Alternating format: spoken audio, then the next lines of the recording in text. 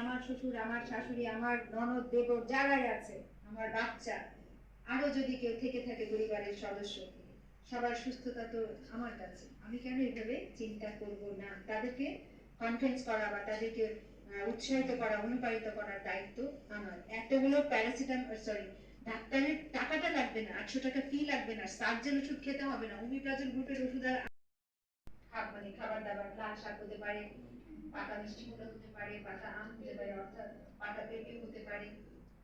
এই জায়গাটায় আমাদের হিসাব করতে হবে। ওই যে বসতবাড়ি বাগানে ডাল শাক করেছিলাম, এখন কিন্তু একটু তেল দিয়ে রান্না করতে হবে। একটু কেন?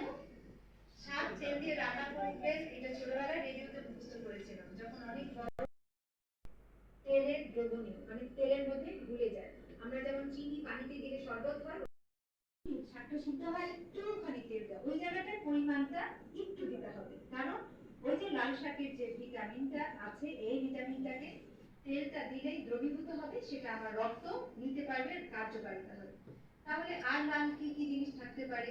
এখন ড্রাগন আছে, যার বাসায় ছাদ আছে, সেই ছাদে ড্রাগন ফলের চমৎকার ফলন দিবে, কারণ এটি মরুভূমির দেশের কত মানে বেশি সূর্যের আলো পছন্দ করে। মাশাআল্লাহ। আর ড্রাগনের যদিও বিদেশি ফল আমরা এনকারেজ করছি এই জন্যই যে সত্যি এটি পুষ্টি মানে একটি ভরপুর ফল। কিন্তু আপা ভাই যারা এখানে আছেন সম্মানিত উপস্থিতি, এখন কি আর ড্রাগন ফল খেতে ইচ্ছে করে? বাজারে গিয়ে দেখি এত বড় একটা রজনী 500 গ্রাম, অর্ধেক সবুজ অর্ধেক লাল। তারপর বাড়িতে যদি খুব খরচ করে কিনে নিয়ে আসি, আমি জীবনে একটা কিনেছিলাম, কারণ আমার শাশুড়ি বারবার বলছে কি ব্যাপার মা, কিন্তু অনেকদিন ধরে ড্রাগন আনতেছো না, গরুটাকে কিনে। ভাবলাম যে না, ড্রাগনটা তো পাচ্ছি না, কোথায় নাকি। আমি দেখলাম যে যেহেতু বয়োজ্যেষ্ঠ মানুষ কষ্ট পাচ্ছে, তো ঠিক আছে নিয়েই যায় একটা। একটা নিয়ে গেলাম, নিজেই কাটলাম, দেখলাম যে খোসা হলো এরকম মোটা, আর যেটা খাওয়ার সেটা আবার টেনিস বলের মতোই আছে। ওটা কিন্তু বড় হয় না, ড্রাগন বড় হয়েছে, বাট খাওয়ার অংশটা পাল্প যেটা আমরা বলি সেটা কিন্তু চলে আসছে। তাহলে এই যে বড়টা হয়েছে, ওকে জিএ3 বা জিবারেলিক অ্যাসিড হরমোন থেকেই যাওয়ার সম্ভাবনা শতভাগের উপরে। ঠিক আছে, যদিও এখনো গবেষণা থেকে আমাদের এ ধরনের কোনো প্রভাব বলা হয়নি, তবে খুব নিজেই।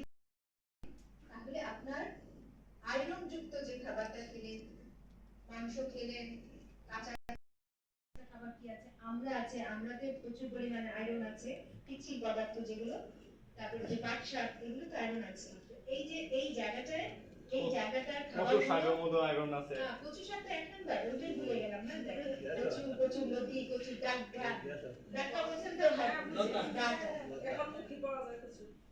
কচুর মুখিতে তুলনামূলকভাবে আয়রনটা একটু কম, মানে ওটা কাগজ।